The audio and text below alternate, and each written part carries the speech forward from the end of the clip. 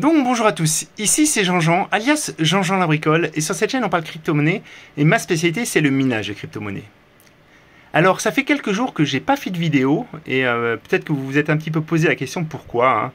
Eh bien tout simplement parce que j'ai voulu prendre un petit peu de recul sur ce que je fais, un petit peu de recul sur les choix que j'ai fait au niveau de minage, et un petit peu réorganiser aussi mon portefeuille. Parce que j'ai eu tendance à investir dans énormément de projets différents, et c'est des projets que j'arrivais plus du tout à suivre, et j'ai voulu un petit peu réorganiser tout ça pour me recentrer. À mon avis, il faut se fixer des objectifs, il faut adapter ces objectifs avec la situation actuelle aussi. C'est important de se remettre en question et c'est ce que j'ai essayé de faire. Donc c'est pour ça que j'ai pris un petit peu de recul. Donc j'ai aussi branché un petit device que j'avais acheté il y a quelques temps, que je vais vous montrer juste là. Donc c'est un PMD pour Power Monitoring Device. Et ce petit boîtier, ça sert à connaître précisément la consommation de sa carte graphique, que ce soit au niveau du riser ou au niveau de ses 8 pins.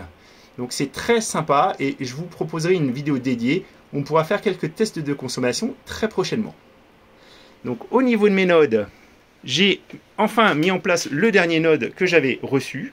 Alors pour l'instant, j'ai simplement installé un Ubuntu. Il faut que maintenant que je réunisse le collatéral et je pense m'orienter vers un node Flux. Donc ça serait mon troisième Cumulus, mais je vous tiendrai au courant de ce que je fais par rapport à ça. Donc maintenant, on va passer à ce que je mine actuellement. Alors, vous allez voir, il n'y a pas énormément de surprises.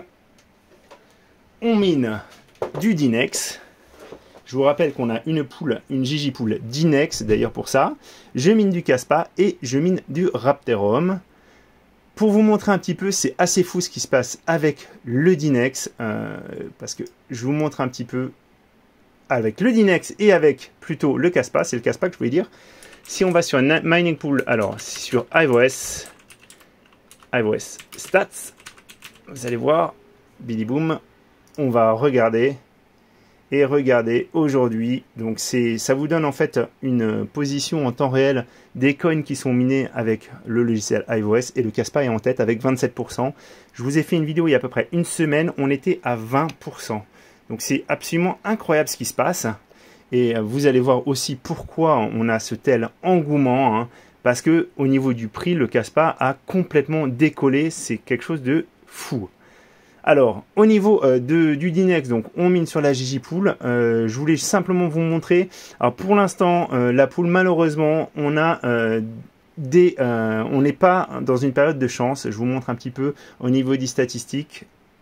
Hop là. On est sur un average luck à quasiment 200%. Normalement, on devrait, au fil du temps, arriver à une average luck aux alentours de 100%. C'est-à-dire qu'en fait, en ce moment, on a des blocs qui sont chanceux, hein, qu'on mine avec un effort inférieur à 100%, mais on a eu quelques blocs sur lesquels vraiment la pool a buté.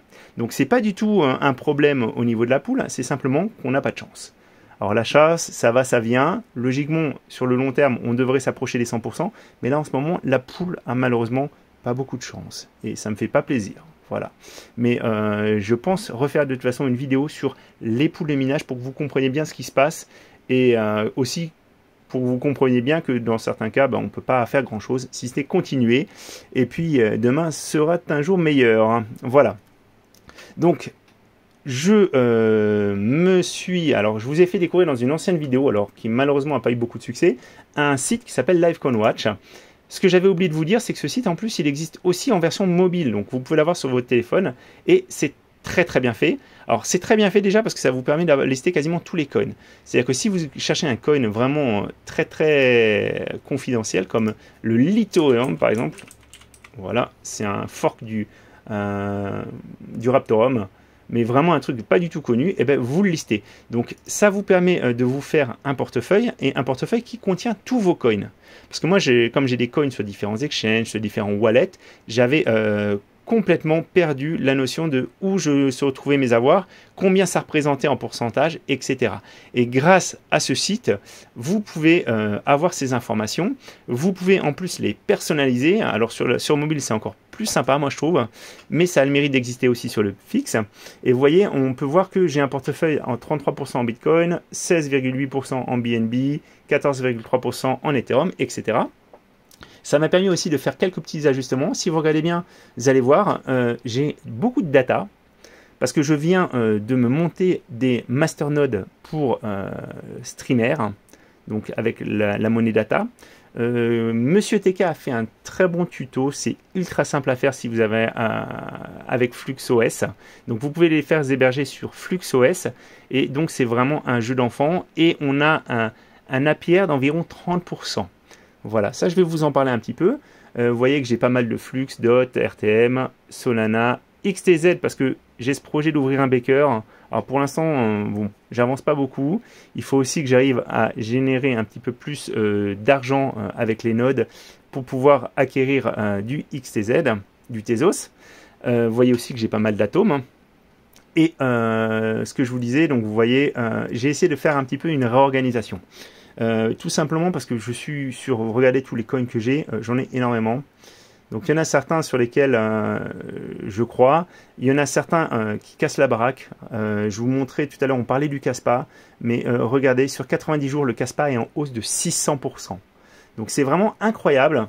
Moi par contre, le seul petit conseil que j'aurais à vous donner, si vous détenez beaucoup de Kaspa, c'est peut-être d'en vendre une partie pour déjà encaisser ce gain, parce que ça monte vraiment très très vite et je pense qu'il y a un moment où ça va un petit peu s'essouffler. Ça serait en tout cas tout à fait logique. Le Dinex qui fait aussi très très plaisir. On a vraiment une grosse hausse dessus. C'est vraiment pas pour me déplaire. Surtout qu'on a la poule. Et voilà. Donc je voulais... encore une fois, si je vous parle de ça, c'est aussi par rapport à ces poncifs qu'on a. Achète pas, mine pas le coin, achète-le. Mais moi je suis désolé, par exemple, une personne qui a... J'ai vu des gens qui minent du Kaspa depuis longtemps, y compris mon confrère GTOVC, qui est apparemment un grand fan de Kaspa, donc tant mieux pour lui. Pour le coup, franchement, effectivement, c'est un très bon call.